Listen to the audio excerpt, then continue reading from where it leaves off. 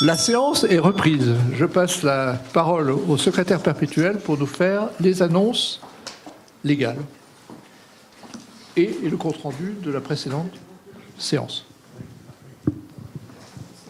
Oui, donc bonjour. Alors, donc notre président est passé à l'acte. Il souhaitait que l'Académie puisse retrouver des cravates à son effigie. Donc, nous avons reçu les cravates. Nous attendons les foulards. Qui sont à la disposition de chaque académicien.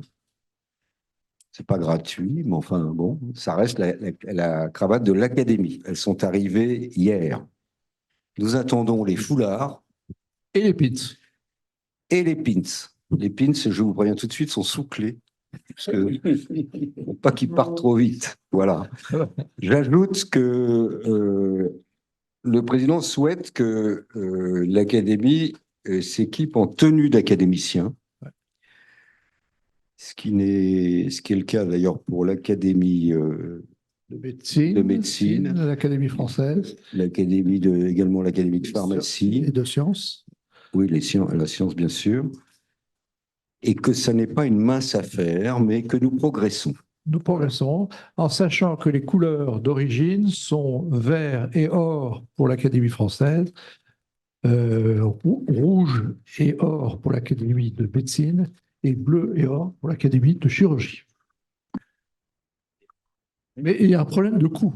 Voilà, donc ça n'est pas une mince affaire, mais nous quand même, nous progressons. Nous voyons le coût régulièrement baisser, donc nous pensons que ça va pouvoir être accessible à un grand nombre d'académiciens. Pour la petite histoire, on avait commencé aux vêtements à 27 000 € le costume. Nous sommes arrivés, 27 000 €, oui, Arlette. Nous sommes arrivés à 15 000 et là, on va peut-être bordurer les 5 000. On diminue très nettement. La négociation est dure, mais on y arrive. Est-ce qu'il y a eu dans le passé un uniforme de l'Académie? Oui, il y a eu un uniforme, mais qui a été abandonné il y a très très très longtemps. Non. Et qui était plus un uniforme d'ailleurs militaire, paramilitaire qu'autre chose. Il y avait surtout au début, alors là nous parlons du XVIIIe siècle, des jetons de présence, oui, qui représentaient d'ailleurs une certaine somme à l'époque. Mais ce procédé a été malheureusement abandonné. Voilà. On verra ce que décidera le président. Alors plus sérieusement, nous aurons, enfin ça reste sérieux tout ça, mais je rappelle que l'Académie a organisé une journée de travail à l'Assemblée nationale le 15 mars prochain, consacrée à la formation pratique des opérateurs. Ce qui n'est pas un mince sujet, parce qu'il y a un certain nombre de problématiques. Et donc, nous allons travailler sur ce sujet pendant toute la journée. Ça va déboucher sur des groupes de travail, puisque la formation d'un ophtalmologue n'est probablement pas la même que celle d'un neurochirurgien ou d'un gynécologue.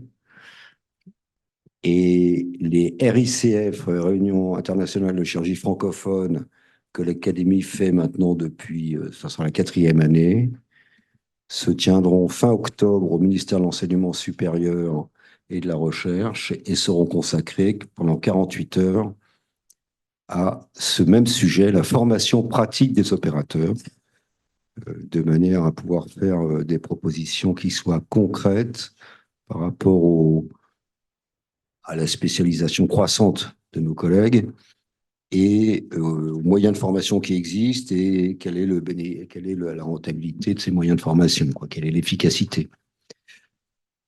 Voilà. Merci, monsieur le secrétaire perpétuel. Peut-être le compte-rendu de la séance précédente.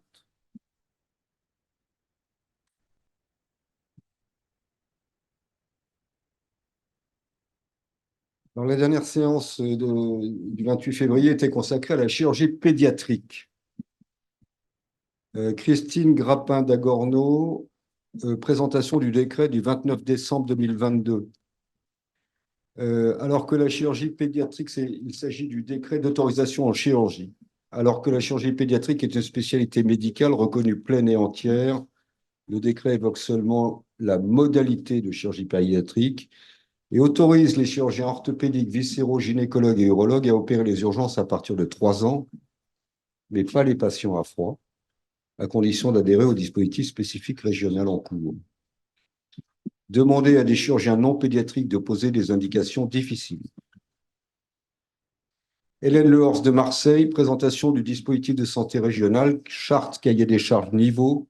Le dispositif spécifique régional est une entité indépendante pilotée par l'ARS, réunissant tous les acteurs pour organiser la prise en charge des enfants opérés entre les centres de proximité, centres spécialisés et centres de recours. L'organisation autour de Toulouse est un bon exemple.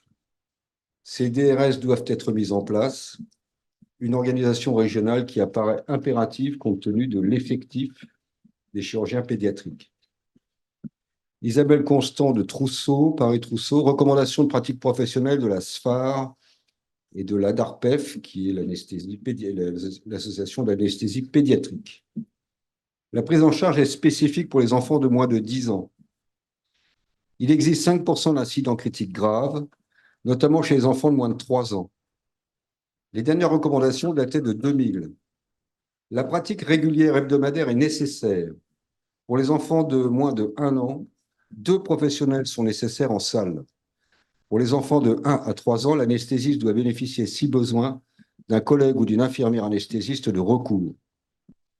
Une application prévue en juillet 2024.